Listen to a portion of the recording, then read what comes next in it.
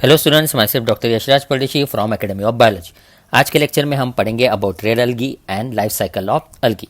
ठीक है बेटा, तो हम पहले देखते हैं ये general points about red algae जो हम प्रीवियस लेक्चर में भी पढ़ चुके हैं। Red algae commonly called as या the class is called as Rhodophyceae, common name red algae. उनमें मेजर पिगमेंट्स होते हैं क्लोरोफिल ए, डी और फाइकोइरिथ्रिन। फाइकोइरिथ्रिन एक टाइप का फाइकोबिलीन फोटोसिंथेटिक पिगमेंट है और इस पिगमेंट के कारण रेड अलगी कम लाइट में भी फोटोसिंथेसिस कर सकता है। रेड अलगी कैन फोटोसिंथेसाइज या can perform photosynthesis in low light due to the presence of phycoerythrin and that's why red algae are also found close to the surface of water and also at great depths in oceans where relatively little light penetrates. Red algae ocean में surface पर तो रहेंगी बेटा, लेकिन ocean के एकदम bed पर, floor पर, ठीक है, ओशन के सी के अंदर जो ज़मीन रहेगा वाटर के नीचे, उसके एकदम फ्लोर पर भी रेड अलगी क्यों पाई जाती है? क्योंकि उसके पास है फाइकोइरिथ्रिन। तो ये क्लासिक क्वेश्चन बनता है जो एनसीईआरटी के पेज नंबर 33 पर दिया है। वहाँ पर जैसा लिखा है, red algae well lighted regions में close to the surface of water, यहाँ मैं बताता हूँ बेटा ब्लू मार्कर से, close to the surface of water भी मिलेंगी और ओशन के फ्लोर पर भी मिलेंगी। तो रेड अलगी यहाँ पर भी मिलेंगी जिसे मैंने अभी टिक किया है, और बीच में भी मिलेंगी और फ्लोर पर भी मिलेंगी। क्यों? Due to presence of phycoerythrin which can absorb even low light या लो लाइट इंटेंसिटी पर भी जो फोटोसिंथेसिस कर सकता है। तो यहाँ पर फोटोसिंथेसिस, प्लांट किंगडम और ऑर्गेनिज्म एंड पॉपुलेशन वाले टॉपिक ज्वाइन हो जाते हैं। तो बेटा अपने टीचिंग का यही तरीका है कि हम जोड़ कर पढ़ाते हैं ताकि आपको आसानी हो। जैसा ऑर्गेनिज्म एंड पॉपुलेशन में एक क्वेश्चन पूछा है, कौन सी अलगी समुद्र में कैसे डेप्थ पर पाई जाती है या लीव करती है, या उनका हैबिटेट कैसा होता है। तो जैसा यहाँ मैंने लिखा है, मैं आपको बताता हूँ। ये देखो बेटा, green algae is seen on the surface, brown algae at intermediate depth and red algae can be found even in the deepest of waters due to R phycoerythrin। मतलब रेड अलगी सब में नीचे, बीच में ब्राउन अलगी और सब में ऊपर ग्रीन अलगी। तो ये आपको सीक्वेंस याद रखना है। ये जो येलो कलर के आप रेज देख रहे हो, ये है लाइट, सनलाइट। अब रेड अलगी ऊपर रह सकती है लेकिन ग्रीन अलगी नीचे नहीं। तो सब में ऊपर ग्रीन अलगी, उसके बाद ब्राउन अलगी और फिर रेड अलगी। रेड अलगी की क्या खासियत है? वो ऊपर भी रह सकती है, बीच में भी रह सकती है, नीचे भी रह सकती है। तो यहाँ लिखता हूँ आर, मतलब बीच में और ऊपर भी। ब्राउन अलगी भी ऊपर भी रह सकती है, बीच में भी रह सकती है, लेकिन नीचे सिर्फ रेड अलगी रह सकती है। तो हम एक बार लर्न करते हैं। ग्रीन अलगी सिर्फ ऊपर रह सकती है क्योंकि उससे ज़्यादा लाइट लगता है फोटोसिंथेसिस के लिए। ब्राउन अलगी ऊपर और इंटरमीडिएट डेप्थ पर रह सकती है, और रेड अलगी ऊपर भी, इंटरमीडिएट भी और डीपेस्ट ऑफ वाटर में भी रह सकती है। लेकिन आपको ये पढ़ते पढ़ते ये एक बात याद रखनी है कि अगर सीक्वेंस पूछते हैं और आपको पूछते हैं टॉप टू बॉटम, तो आपको होंगे ग्रीन, ब्राउन और रेड। ठीक है बेटा, अभी हम आगे बढ़ते हैं और स्लाइड के मदद से रेड अलगी का स्टोर फूड के बारे में पढ़ते हैं। आपको पता है the store food is floridean starch, फिर cell wall is made up of cellulose, pectin and polysulphate esters, flagella इनके गैमेट्स में और इनके असेक्सुअल स्पोर्स में एब्सेंट होता है। फिर मेनली ये पाए जाते हैं सॉल्ट वाटर में। ये ऑलरेडी हम पढ़ चुके हैं, इसलिए हम ज़्यादा इसमें वक्त नहीं स्पेंड करेंगे। हम तुरंत अभी नेक्स्ट पार्ट पे जाते हैं। रेड अलगी को हम डिटेल में पढ़ते हैं with the help of this slide. आपको एनसीईआरटी का पेज नंबर 33 साथ में रेफ़र करना है। ओके, अब हम पढ़ते हैं about red algae, that is Rhodophyceae. These are mainly marine, exception is Batrachospermum. ये रेड अलगी फ्रेश वाटर में पाया जाता है, बैट्रैचोस्पर्मम नाम का रेड अलगी। ठीक है, फिर ये जो दो डायग्राम्स है वो आपको देख लेने हैं। Porphyra it is a red algae which is used as food. और Polysiphonia, it is also a important red algae. ठीक है, और दो एग्जाम्पल्स जेलिडियम और ग्लेसिलारिया आगे हम पढ़ेंगे. यहाँ लिखता हूँ और दो एग्जाम्पल्स जो आपको पता होना चाहिए, जेलिडियम और ग्लेसिलारिया. ठीक है बेटा, हमारा लीडर बैच का लेक्चर है तो ये फास्ट रहेगा और 20-25-30 मिनट का जो भी लेक्चर होता है उसको पूरे ध्यान से सुनना है. ठीक है, और एनसीईआरटी और नोट्स आपके साथ होनी चाहिए. हमने आपको नोट्स का पीडीएफ प्रोवाइड किया है और कुछ पॉइंट्स हम स्लाइड के मदद से आपको डिस्क्राइब करेंगे. बाकी सभी इन्फॉर्मेशन आपको हमारा स्टाफ फ़ोन करके या व्हाट्सएप का मैसेज करके आपको इन्फॉर्म कर देगा about our strategy for the upcoming week. ठीक है, फिर पोरफायरा, पॉलीसिफोनिया, जेलिडियम और Gracilaria, these are the examples of red algae. Porphyra it's a red algae which is use as food. Last lecture में हमने देखा था लैमिनारिया, सार्गैसम भी फूड बोलकर यूज होते हैं. ठीक है, अब हम देखते हैं the type of reproduction in red algae. Vegetative reproduction by fragmentation, asexual reproduction by non motile spores. Okay, इनमें जू स्पोर्स नहीं होते, इनमें नॉन मोटाइल स्पोर्स होते हैं for asexual reproduction. And sexual reproduction, it is oogamous type but both male and female gametes are non-motile. Male gamete होता है छोटा और नॉन मोटाइल और female gamete large and non motile. तो ये एक एक्सेप्शन है, याद रखना बेटा. रेड एल्गी में even male gamete is non motile because flagella is absent. फिर इनमें कॉम्प्लेक्स पोस्ट फर्टिलाइजेशन डेवलपमेंट होती है. ठीक है, तो आपको नीट के लिए सिर्फ इतना ही पता होना चाहिए कि इनमें कॉम्प्लेक्स पोस्ट फर्टिलाइजेशन डेवलपमेंट पाई जाती है. ये कॉम्प्लेक्स पोस्ट फर्टिलाइजेशन डेवलपमेंट क्या है उसका एक स्लाइड का फोटोग्राफ मैं आपको व्हाट्सएप पर सेंड करूंगा. ठीक है, वो चार्ट आप देख लेना. उसको लर्न करने की ज़रूरत नहीं है, सिर्फ आप उसको एक बार उस पर से नज़र घुमा लेना. आपको सिर्फ पता होना चाहिए complex post fertilization development is seen in which algae, तो आपको होंगे रेड एल्गी. अब बेटा हम देखते हैं uses of red algae. Red algae से कैरागीन नाम का हाइड्रोकोलॉइड या फाइकोकोलॉइड सब्सटेंस डिराइव होता है. ठीक है, मेनली वो कौन से रेड एल्गी से डिराइव होता है? कॉन्ड्रस क्रिस्पस नाम के रेड एल्गी से. ये कॉन्ड्रस क्रिस्पस से मिलता है कैरागीन, और ये कैरागीन hydrocolloid it is use in making capsule of medicine and also in food industry. फिर अगार नाम का इंपॉर्टेंट न्यूट्रिएंट मीडियम तैयार किया जाता है with the help of red algae. Mainly which red algae? Gracilaria and Gelidium. agar it is obtained from gelidium and glacilaria and it is used to grow microbes and in preparation of ice cream and jellies. ठीक है, agar is a hydrocolloid water holding substance. फिर अगारोज gel electrophoresis में भी अगार का use किया जाता है, जो हम पढ़ेंगे बायोटेक्नोलॉजी प्रिंसिपल्स एंड प्रोसेसेस वाले टॉपिक में. वहाँ पर बेटा दिया है agar in agarose gel electrophoresis is obtain from natural seaweed. तो वो बात कर रहा है ग्लेसिलारिया और जेलिडियम नाम के रेड एल्गी की. ठीक है, तो पॉइंट नंबर 2 तो अपने किताब में एनसीईआरटी में मेंशन है.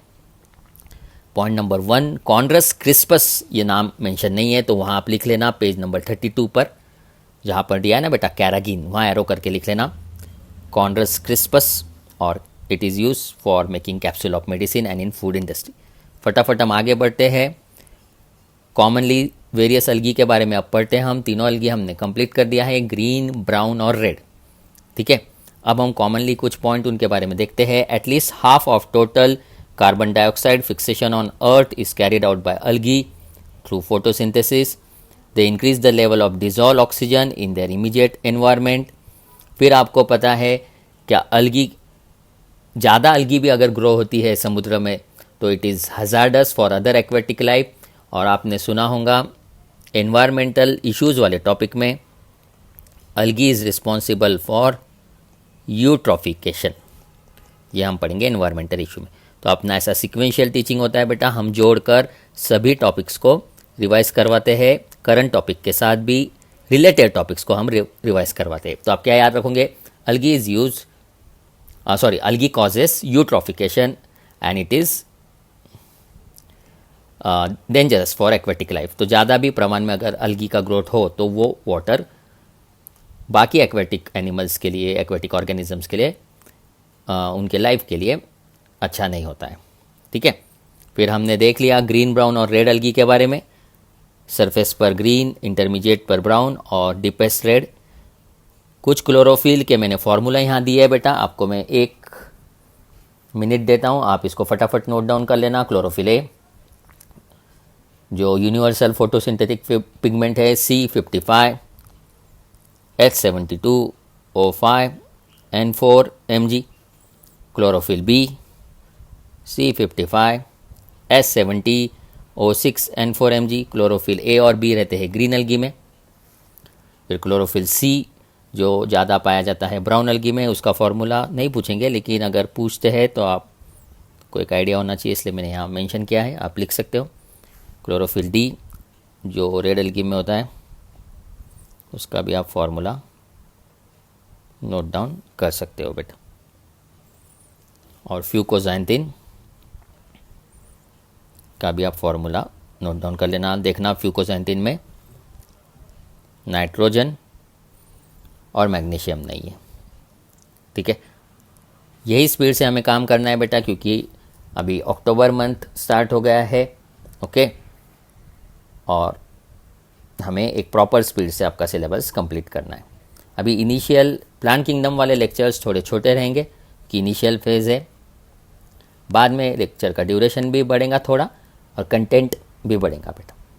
ठीक है, अब हम देखते हैं life cycle of algae. Most of the algae में होती है बेटा हैप्लॉन्टिक लाइफ साइकिल, जैसा आपने सुना होगा। हैप्लॉन्टिक लाइफ साइकिल में हम शुरू करेंगे स्पोर से बेटा। स्पोर ये हैप्लॉइड स्टेज है। स्पोर कैसे तैयार होते हैं वो हम बाद में देखेंगे। अभी के लिए आप याद रखना, स्पोर्स डिवाइड होते हैं माइटोटिक सेल डिवीजन से और बनता है गैमेटोफाइट। अलगी में गैमेटोफाइट होता है haploid, multicellular, autotrophic, independent and dominant phase of the life. I will repeat. In algae, gametophyte is haploid, multicellular, autotrophic, independent phase of life. It is formed by spores by mitosis. Spores को लिख देना first cell of, जैसा मैं यहाँ लिखता हूँ, first cell of gametophytic generation. ये life cycle पढ़ते पढ़ते आपको एनसीईआरटी का पेज नंबर 42 रेफर करना है। पेज नंबर 42 जो प्लांट हम पढ़ेंगे बेटा उसका लाइफ साइकिल हम साइमल्टेनियसली पढ़ लेंगे। स्पोर्स को आपने लिखा first cell of gametophytic generation. ठीक है, उसका माइटोसिस हुआ और बना haploid gametophyte, multicellular autotrophic gametophyte. अब गैमेटोफाइट में मैच्योरिटी के बाद गैमेटोजेनेसिस होता है, मेल और फीमेल गैमेट्स तैयार होते हैं, उसे कहते हैं गैमेटोजेनेसिस। और ये गैमेट्स हैप्लॉइड होते हैं, आपको पता है। और fusion of gamete is called fertilization और syngamy and it leads to the diploid phase called as zygote. Zygote unicellular diploid cell है।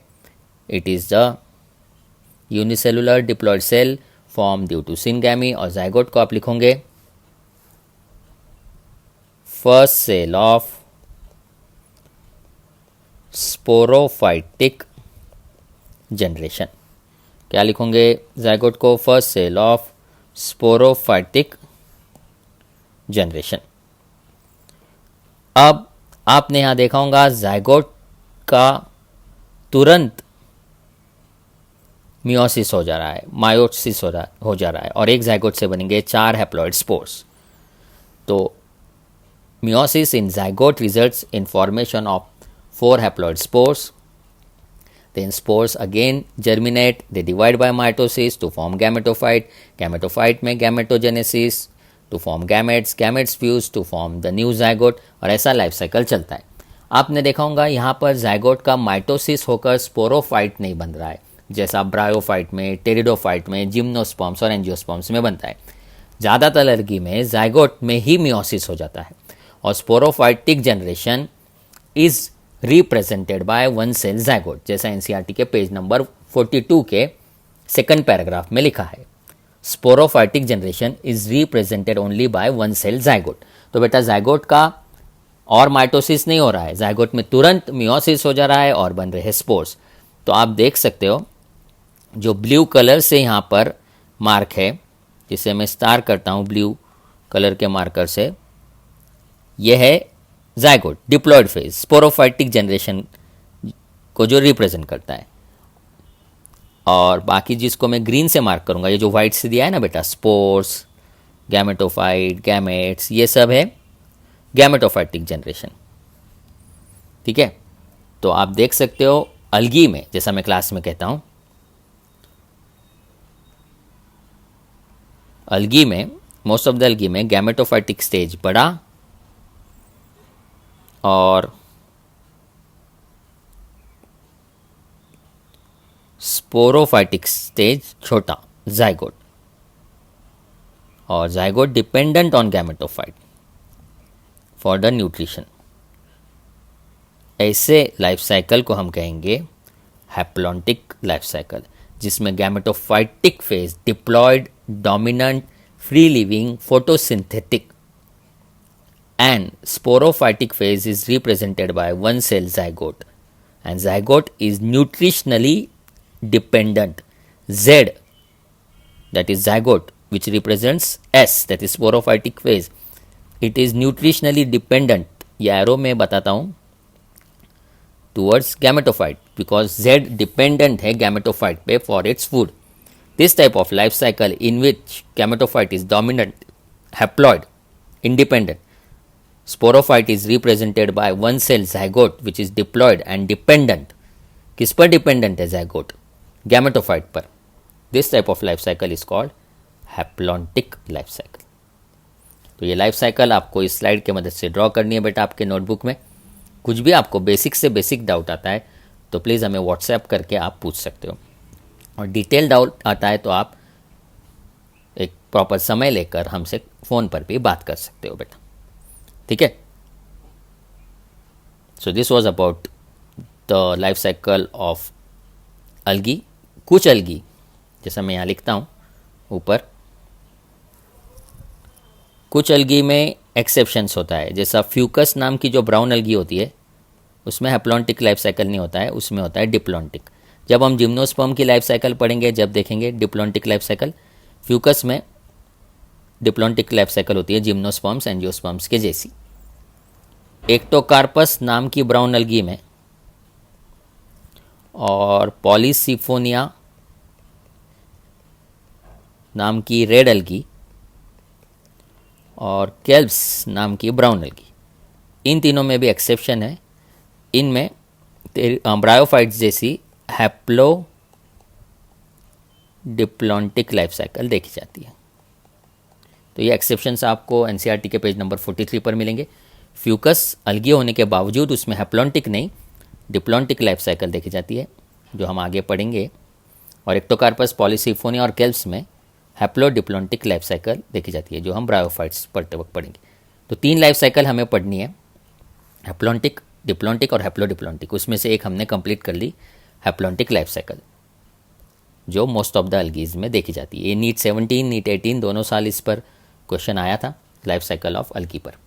अभी बेटा आपको पता होना चाहिए, साइमल्टेनियसली आपको एमसीक्यू सॉल्विंग करना है। जो भी बुक्स है, हम आपको ऑनलाइन इंटरेक्शन अपना जब मीटिंग होगा, लाइव मीटिंग होगा, वो मीटिंग में हम नेक्स्ट वीक में मीटिंग कंडक्ट करेंगे, जब हम आपको लाइव मीटिंग में इन्फॉर्म करेंगे कि अपना क्या स्ट्रैटेजी रहेगा।